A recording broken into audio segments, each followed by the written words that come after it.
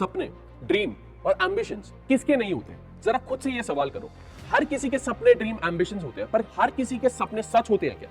बिल्कुल नहीं होते। पर मेरे को यह पता है कि आज जो CUET 2027 एस्पिरेंट्स ये वीडियो देख रहे हैं, उनका सपना अपने ड्रीम कॉलेज तक पहुंचने का जरूर साकार होगा, जरूर सच होगा। तो आज की ये वीडियो अगर आप CUET 2027 एस्पिरेंट है तो एंड तक जरूर देखना। आपके सारे डाउट्स क्लियर हो जाएंगे CUET 2027 से रिलेटेड, चाहे वो एग्जाम रिलेटेड हो, एग्जाम पैटर्न रिलेटेड हो, सिलेबस हो, कौन सी स्ट्रैटेजी आपको अपनानी है, कौन सी कोचिंग से आपको पढ़ाई करनी है, कौन सी बुक्स लेनी है, आपको सारे डाउट्स क्लियर हो जाएंगे अगर आप कॉमर्स की एक स्टूडेंट हो और CUET 2027 आपका एम्बिशन है। ये वीडियो एंड तक देख लो, अपने ड्रीम कॉलेज तक जरूर पहुंचोगे, चाहे वो SRCC हो, चाहे वो BHU हो या और कोई कॉलेज हो। तो शुरू करते हैं आज की ये वीडियो। तो सबसे पहले तो आपको ये समझना जरूरी होगा कि आप CUET 2027 में सब्जेक्ट चूज कैसे कर सकते हो, आपके पास ऑप्शंस क्या क्या अवेलेबल है। तो सबसे पहले आप ये समझिए, आपके पास दो लिस्ट अवेलेबल होती है जो NT आपको बताता है, लिस्ट A और लिस्ट B। लिस्ट A में से आप सिर्फ और सिर्फ लैंग्वेज सिलेक्ट कर सकते हो। जो कॉमनली लैंग्वेज यूज करी जाती है वो इंग्लिश और हिंदी है, ठीक है। उसके अलावा आपके पास गुजराती होती है, असमीज होती है, उर्दू होती है और बहुत सारी वर्नाकुलर लैंग्वेजेस, ठीक है। मेजरली आप इंग्लिश चूज करते हैं, कुछ बच्चे हिंदी की तरफ भी जाते हैं। उसके बाद आपके पास आते हैं लिस्ट बी। यहां पर आपके आते हैं डोमेन सब्जेक्ट्स जो आपने क्लास 12th में पढ़े, जैसे अकाउंटेंसी हो गया, इकोनॉमिक्स हो गया, मैथमेटिक्स हो गया और आपके पास बिजनेस स्टडीज हो गया, ठीक है जी। तो चार मेन डोमेन सब्जेक्ट्स होते हैं हमारे पास, अकाउंटेंसी, इकोनॉमिक्स, बिजनेस स्टडीज और मैथमेटिक्स या फिर अप्लाइड मैथमेटिक्स, अकाउंटेंसी या फिर बुक कीपिंग। समझ में आया? मेजरली जो कॉमन स्टूडेंट्स चूज करते हैं वो क्या चूज करते हैं? अकाउंटेंसी, इकोनॉमिक्स और बिजनेस स्टडीज। मैथमेटिक्स चूज करा जाता है पर वो साइंस की तरफ ज्यादा चला जाता है, ठीक है ना। तो मैं यहां पर आपको कॉमर्स के लिए जो मेन सब्जेक्ट्स है सबसे पहले समझाता हूं एग्जाम पैटर्न, अकाउंटेंसी, इकोनॉमिक्स और बिजनेस स्टडीज का। ध्यान से सुनना एकदम, ठीक है। अकाउंटेंसी की अगर मैं बात करूं, आपके पास 250 मार्क्स का पेपर आता है, 5 मार्क का एक क्वेश्चन होता है, तो आपके पास टोटल 55 क्वेश्चंस होते हैं। अकाउंटेंसी इकलौता एक ऐसा डोमेन है जहां पर 55 क्वेश्चंस होते हैं, उसमें से आपको कोई 50 चूज करने होते हैं, ठीक है ना। 55 क्वेश्चंस 50 करने हैं आपको और चॉइस है आपके पास 5 क्वेश्चंस के बीच में। नेगेटिव मार्किंग होती है, बिल्कुल होती है। तो नेगेटिव मार्किंग का मतलब अगर आपने कोई क्वेश्चन गलत करा तो आपका ओवरऑल स्कोर में से -1 हो जाएगा। अच्छा, अगर मैं बात करूं यहां पर क्वेश्चंस की, तो आपके पास 1 से लेके 55 क्वेश्चंस हैं, ठीक है। तो पहले जो आपके 45 क्वेश्चन है 1 से लेके 45 तक, ये होते हैं आपके कंपलसरी है ये, और बाकी जो है आपके 46 से लेके 55 तक, इनमें आपके पास चॉइस होती है। चॉइस कैसे होती है अभी बताता हूं, ठीक है। देखो, तो आपको मैंने क्या बोला, कंपलसरी क्वेश्चंस 1 से लेकर 45 तक, 46 से 55 के बीच में चॉइस होती है। तो अगर आप analysis of financial statement choose करते हो बुक, तो 46 से 50 आपको अटेम्प्ट करने हैं, और आपने कंप्यूटराइज्ड अकाउंटिंग चूज करा तो 51 से लेके 55 तक आपको चूज करने हैं। किसी को कोई डाउट इसमें? समझ आया जी? अब आपको बताता हूं कैसे क्वेश्चंस आते हैं आपके अकाउंटेंसी में या फिर CUET एग्जाम में ही। अगर हम बात करें तो आपके पास MCQ बेस्ड क्वेश्चंस आते हैं। अकाउंटेंसी में किस किस टाइप के क्वेश्चंस? थ्योरी वाले क्वेश्चंस भी, मैचिंग वाले, मैच द कॉलम वाले questions, journal entry based questions भी आती है। क्या जर्नल एंट्रीज आपको यहां पे लिखनी है? नहीं, आपको MCQ में गिवन होगी, सही MCQ सिलेक्ट करना है।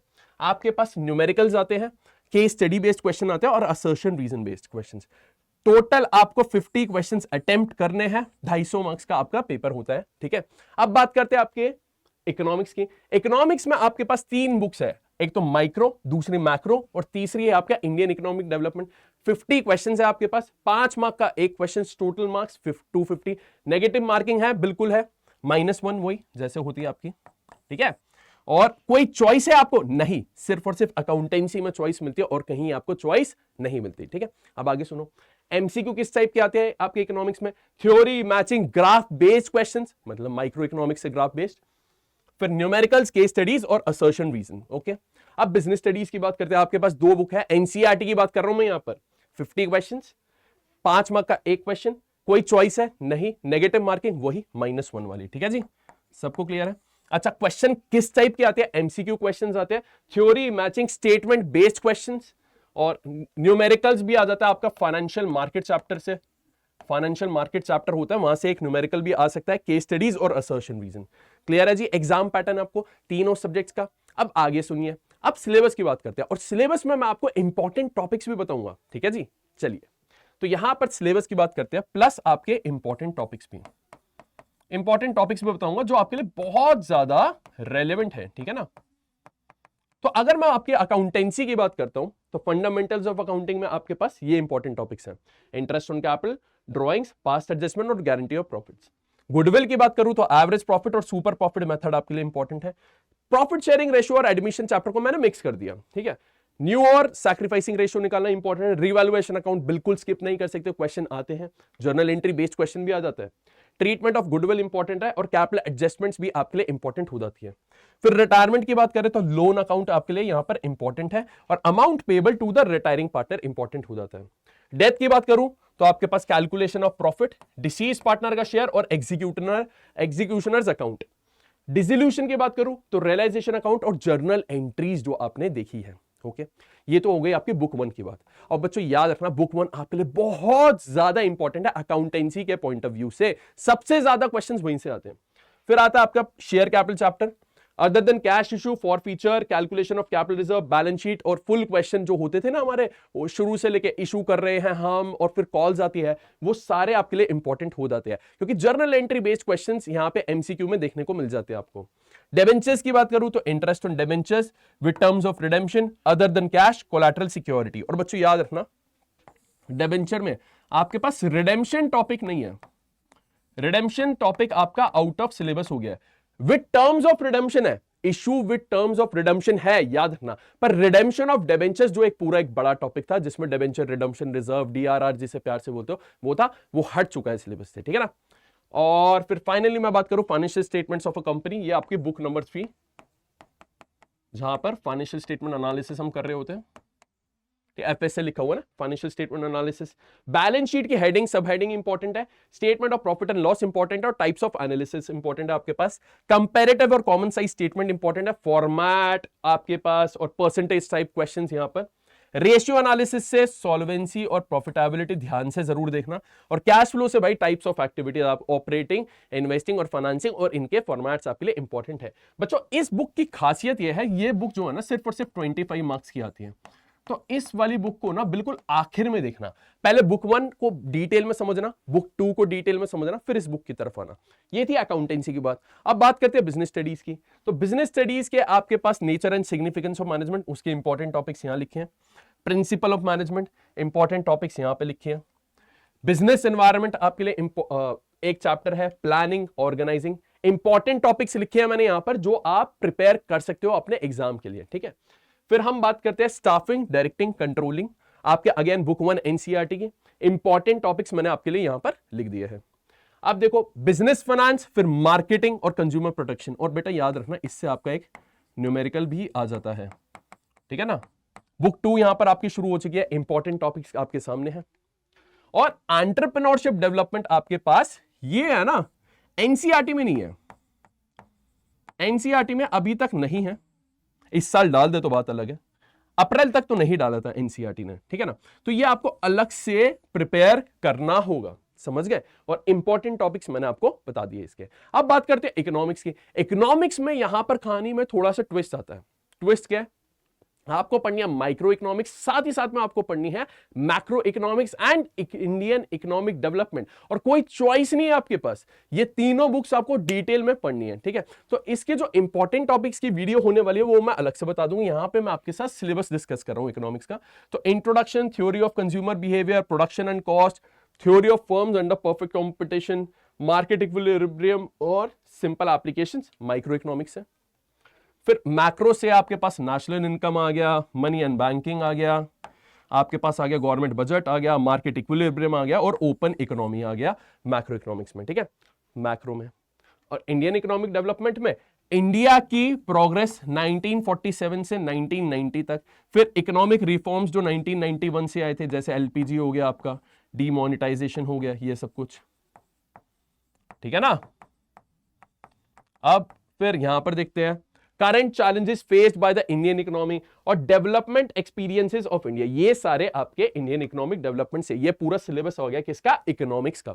सबको क्लियर है ये बात, ठीक है। तो हमने अकाउंटेंसी का सिलेबस देखा, एग्जाम पैटर्न भी देखा, सिमिलरली हमने बिजनेस स्टडीज का भी सिलेबस, एग्जाम पैटर्न और इकोनॉमिक्स का भी देख लिया, सबको क्लियर है। अब चलिए आगे चलते हैं, और मैं आपको बताता हूं स्ट्रैटेजी, कि आपकी स्ट्रैटेजी क्या होनी चाहिए एग्जाम को रिलेटेड। तो बच्चों याद रखना मैंने इस स्ट्रैटेजी को क्या करा है, दो पार्ट्स में डिवाइड करा है, दो पार्ट्स में। मैंने बोला कुछ चीजें आपको करनी है और कुछ चीजें आपको नहीं करनी। तो यहां पे मैंने बोल दिया डोंट्स और यहां पे मैंने बोल दिया डूज। कुछ चीजें आपको बिल्कुल नहीं करनी, कुछ चीजें आपको जरूर करनी है। देखना, तो अगर मैं डूज की बात करूं, क्या क्या आपको करना है, तो यहां पर एक चीज आपको याद रखनी है, वो क्या है, कैप। क्या सर टोपी पहना रहे हो आप? नहीं बेटा, मैं आपको टोपी नहीं पहना रहा, बस ये कैप वर्ड याद रखना। क्यों? आपको कॉन्सेप्ट्स याद रखने हैं, आपको एनालिसिस करना है और आपको प्रैक्टिस करनी है। इन तीनों टर्म्स का मतलब समझो। पहले तो आपकी कंसेप्चुअल क्लैरिटी एकदम क्रिस्टल क्लियर होनी चाहिए कि आपको, अगर मैं नींद में उठा रहा हूं और आपसे कुछ सवाल पूछ रहा हूं कॉन्सेप्ट से रिलेटेड, फॉर एग्जांपल मैंने आपका इंटरेस्ट ऑन ड्राइंग्स का फॉर्मुला पूछ लिया, तो आप अपना नाम बाद में बोलना, इंटरेस्ट ऑन ड्राइंग्स का फॉर्मुला पहले बोलना। इस लेवल की आपको अंडरस्टैंडिंग होनी चाहिए, इस लेवल की कंसेप्चुअल क्लैरिटी होनी चाहिए, क्योंकि आपके क्वेश्चन ट्रिकी आते हैं, आप फंस जाओगे अगर क्वेश्चन सही से सॉल्व नहीं कर पाओगे तो। ठीक है, दूसरा क्या, एनालिसिस। आपको एनालाइज करनी है अपनी परफॉर्मेंस टाइम टू टाइम। कैसे करोगे बेटा? आपको है ना क्वेश्चंस मैक्सिमम सॉल्व करने हैं और आपको मॉक टेस्ट देना है time to time. Mock test plus PYQs, past year के पेपर्स आपको सॉल्व करने हैं और जो भी आपका स्कोर आ रहा है उसे एनालाइज करना। स्कोर आ गया, लेट से आपका 250 में से आ गया 245, तो यहां पे खुश नहीं होना, आपको समझना है 5 मार्क्स आपके कटे कहां। और लेट से आपका है 250 में से 100, तो यहां पे आपको दुखी नहीं होना, डिप्रेशन में नहीं जाना कि अरे 100 कैसे आ गया।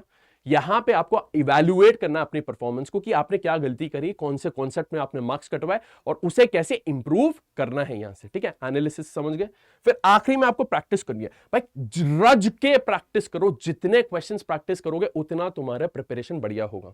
ओके, ये तो मैंने डूज बता दिए। डोंट्स क्या क्या है, क्या क्या नहीं करना आपको। भाई कैलकुलेटर को बिल्कुल भूल जाओ, उठा के उसे डस्टबिन में डाल दो। कैलकुलेटर अगर तुमने इस्तेमाल करा, मेरे से बुरा कोई नहीं होगा, और मेरे से बुरा तो मैं सच बता देता हूं कौन होगा, एनटीए हो जाएगा, क्योंकि तुम अपना ड्रीम कॉलेज छोड़ दोगे। अगर तुमने प्रिपरेशन करने के टाइम कैलकुलेटर उठाया तो मान लेना ड्रीम कॉलेज गया, क्योंकि तुम्हें कैलकुलेटर अलाउड नहीं है एनटीए के एग्जाम में। कोई भी एग्जाम देख लो, सीयूटी का किसी भी डोमेन पेपर में कैलकुलेटर अलाउड नहीं है, तो कैलकुलेटर मत यूज करना। ठीक है, प्रैक्टिस के टाइम भी यूज मत करो। दूसरा है आपको क्वेश्चन प्रैक्टिस को अवॉइड नहीं करना। बच्चे क्या करते हैं, कंसेप्ट रट्टा मान लेते हैं, क्वेश्चन प्रैक्टिस करते नहीं। बेटा समझो, क्लास 12th का जो सिलेबस है और सीयूटी का जो सिलेबस है बिल्कुल सेम है, लेकिन जो क्वेश्चन प्रैक्टिस का तरीका है ना वो थोड़ा सा अलग है। क्यों? क्योंकि आपके पास क्लास 12th में सब्जेक्टिव और ऑब्जेक्टिव दोनों होते हैं, लेकिन सीयूटी में सिर्फ और सिर्फ आपके पास ऑब्जेक्टिव क्वेश्चंस होते हैं, तो ऑब्जेक्टिव क्वेश्चंस पर ज्यादा ध्यान देना है आपको। ठीक है, सब्जेक्टिव क्वेश्चंस को अवॉइड करना, सॉल्व करने मत बैठ जाना, स्पेशली बिजनेस स्टडीज और माइक्रो मैक्रो या इंडियन इकोनॉमिक डेवलपमेंट में। पता चले सब्जेक्टिव क्वेश्चन लिखने बैठ गया, आंसर नहीं। ऑब्जेक्टिव क्वेश्चन सॉल्व करो, एमसीक्यू सॉल्व करो। फाइनली आपको सिंपल ये याद रखना है कि भाई टीम प्रोजेक्ट्स जो होता है, टीम प्रोजेक्ट्स क्या है, यहां पे बच्चे क्या करते हैं ना, टीम्स बना लेते हैं अपने कि साथ में बैठ के पढ़ेंगे। बेटा टीम में बैठ के कभी पढ़ाई नहीं होती, तो अवॉइड करो, सेल्फ स्टडी करो, मैक्सिमम नंबर आपके वहीं से आएंगे। ठीक है जी। अब देखो बेस्ट बुक्स की बात करता हूं, तो सीयूटी में आपके लिए बेस्ट बुक कौन सी होगी वो बताता हूं। तो सीयूटी की प्रिपरेशन के लिए अगर मैं बात करूं बुक्स में, आपके पास दो इंपॉर्टेंट चीजें हमें यहां से अचीव करनी है बुक्स के थ्रू। एक तो आपको कॉन्सेप्चुअल क्लैरिटी चाहिए, दूसरा आपको प्रैक्टिस के लिए क्वेश्चंस चाहिए। यहां पे क्या चाहिए आपको, क्वेश्चंस चाहिए आपको, और यहां पे चाहिए कॉन्सेप्ट। तो बच्चे क्या करते हैं, जनरली क्या करते हैं, कॉन्सेप्ट्स के लिए वो एनसीईआरटी पर रिलाई करते हैं और प्रैक्टिस के लिए क्वेश्चंस पकड़ते हैं। क्वेश्चन वाली कोई बुक खरीद लेते हैं मार्केट में, लेकिन प्रॉब्लम पता है क्या है, जो मार्केट में बुक्स बिक रही है ना वो अपडेट नहीं है, क्वेश्चंस अपडेट ही नहीं होते, पुराने सालों के क्वेश्चंस है, इतनी सारी गलतियां होती हैं उनके ऑप्शंस में। तो आपको इस चीज को ध्यान रखना है, जो भी आप बुक चूज करो हमेशा हमेशा याद रखना उसमें कॉन्सेप्ट्स भी होना चाहिए और साथ में आपके पास क्वेश्चंस भी होने चाहिए, क्वेश्चंस के ऑप्शन भी ठीक होने चाहिए और मैक्सिमम नंबर ऑफ क्वेश्चन होने चाहिए। चैप्टर वाइज क्वेश्चंस आपके पास अवेलेबल होने चाहिए। अगर आप चैप्टर वाइज क्वेश्चन सॉल्व नहीं करोगे तो मान लो आप अपने फेल होने की तैयारी करो। अभी सुन लो मेरे से ये बात कि सीयूटी 2027 आपसे नहीं होगा अगर आपने चैप्टर वाइज क्वेश्चन नहीं करे। अब आप बोलोगे सर आप ही बता दो कोई बुक, तो बेटा हमारी बुक आती है, हम कॉमर्स के लिए अकाउंटेंसी, बिजनेस स्टडीज और इकोनॉमिक्स की बुक्स ऑलरेडी प्रोवाइड करते हैं। अगर आप जाके देखना चाहते हो तो आप देख सकते हो अड्डा एजुकेशन हमारी वेबसाइट पर। ओके जी।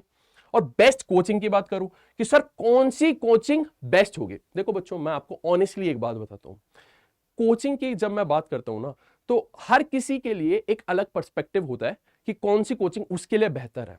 मैं यहां पे आपको ये नहीं बता सकता कि कौन सी कोचिंग बेहतर है, मैं आपको ये जरूर बता सकता हूं कि आप कैसे कोचिंग को सिलेक्ट करो। वो पॉइंटर्स बताता हूं आपको क्या क्या आपको देखना है ताकि आप एक सही डिसीजन ले सको और आपका पैसे का नुकसान ना हो, क्योंकि मार्केट में बहुत लोग बैठे हैं जो आपका पैसा छीनने के लिए बैठे हैं कि किसी तरह से आपका पैसा मिल जाए। वो आपसे पैसा ले लेंगे और आपको वो कंटेंट प्रोवाइड नहीं करेंगे, वो प्रिपरेशन प्रोवाइड नहीं करेंगे, वो मेंटरशिप प्रोवाइड नहीं करेंगे, ठीक है ना। तो देखो क्या क्या पॉइंटर्स आपको देखने हैं।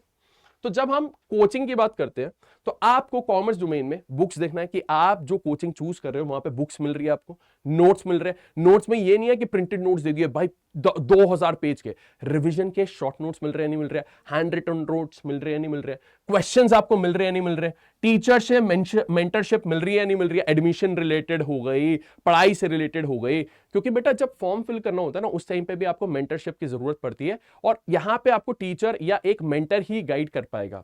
वो आपको अगर मेंटरशिप नहीं मिलेगी तो आप फॉर्म फिल करते हुए भी गलती कर दोगे और वहीं पे आपका साल खराब हो जाएगा।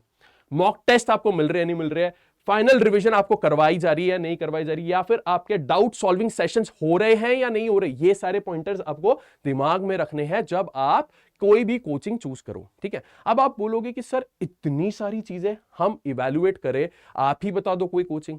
तो मैं आपको कोचिंग बता सकता हूं, मैं हमारे पास ये सारी चीजें अवेलेबल होती है। अगर आप देखना चाहो तो हमारी कोचिंग भी देख सकते हो। अगर आपको लगता है आपको किसी और कोचिंग में ये सब कुछ मिल रहा है तो आप जाकर वहां से ले सकते हो। लेकिन एक चीज याद रखना भाई, ट्रस्ट का बहुत बड़ा फैक्टर है।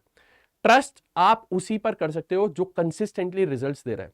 तो मार्केट में बहुत लोग हैं, मैं नाम नहीं ले सकता ऑब्वियसली उनका, जो आपसे पैसा ले लेंगे लेकिन आपको वो सर्विस प्रोवाइड नहीं करेंगे। तो प्लीज याद रखना, आपके मम्मी पापा का हार्ड अर्न मनी है, उसे गवाना मत ऐसे ही। और मैं आपको अपनी कोचिंग के बारे में बता देता हूं जिसमें सब कुछ ये कवर करा हुआ है यार हमने। इंडिया की बेस्ट टीम है हमारे पास, ठीक है ना। तो आपको क्या करना है, आप जब आएंगे यहां पर आए, आप अड्डा सर्च करेंगे। देखिए अड्डा सर्च करा आपने, अड्डा पे आप आए और आपने सर्च करना है, एक वर्ड बता रहा हूं, आरंभ। आरंभ मतलब शुरुआत, आप शुरुआत कर रहे हो ना अपनी, तो आरंभ आपने सर्च करा, आपके पास आरंभ सीयूटी कॉमर्स का बैच आ गया, देख रहे हो। आप बाय नाउ पे क्लिक करेंगे। बाय नाउ पे यहां पे आपको कोड यूज करना है, याद रखना RA007। सर ये कोड याद कैसे रखेंगे? देखो मैंने क्या बोला था, मेरा नाम है ऋषभ अग्रवाल, ऋषभ से R, अग्रवाल से RA। और भाई मैं अपने आप को ना अकाउंटेंसी का जेम्स बॉन्ड बोलता हूं, बच्चे भी मुझे बोलते हैं क्योंकि मेरे से बढ़िया अकाउंटेंसी कोई नहीं पढ़ाता। और जेम्स बॉन्ड का कोड अगर आपने फिल्म देखी है तो याद होगा 007, तो वो कोड लगाया RA007 और आपका जो बैच था वो आपको सस्ता पड़ जाएगा, ठीक है, काफी सस्ता। पूरे साल आपकी यहां पर हमारे साथ प्रिपरेशन होगी। तो आप सही डिसीजन लेना, उसके लिए मैंने आपको ये सारे पॉइंटर्स बता दिए और आपको अपनी ऑफरिंग भी बता दी, ताकि आप बाद में ये ना बोलो कि सर आपने बताया नहीं था, क्योंकि बच्चे फिर बाद में आके बोलते हैं सर आपने पहले बताया नहीं था। तो इसलिए मैंने आपको बता दिया, ठीक है ना। अब देखो, आपको अगर मेरे से हेल्प चाहिए या कोई भी डाउट है, आप मेरे से टेलीग्राम पर जुड़ सकते हो। कैसे जुड़ोगे आप? @rishabh_sir_अड्डा247 आप टेलीग्राम पर जाकर सर्च कर सकते हो, ठीक है ना। या फिर ये QR स्कैन कर सकते हो अगर आपके पास लैपटॉप है तो। ऑल्टरनेटिवली आप क्या कर सकते हो, मेरी ईमेल आईडी पर मुझे मेल कर सकते हो, rishabh@AWGARWAL247.com, ठीक है। या तो आप मेरे से टेलीग्राम पर कनेक्ट कर सकते हो, QR स्कैन कर लो, नहीं तो @rishabh_sir_अड्डा24/7 सर्च कर लो, या फिर आप मुझे ईमेल कर दो, ठीक है ना। तो आई होप आपके लिए ये वीडियो इंफॉर्मेटिव रही होगी, आपके सारे डाउट्स क्लियर हुए होंगे CUT 2027 कॉमर्स डोमेन से रिलेटेड। अगर आपको कोई भी डाउट तब भी रह गया है तो मुझे कॉमेंट में बताना कि सर क्या कर सकते हैं, मैं आपका आंसर जरूर दूंगा। और अगर आप चाहते हो ऐसी और वीडियोस बने आपके लिए तो प्लीज मुझे कमेंट में जरूर बताना, ठीक है जी। थैंक यू सो मच मेरे साथ जुड़ने के लिए, मिलते हैं आपसे नेक्स्ट वीडियो में। Till then take care, bye bye.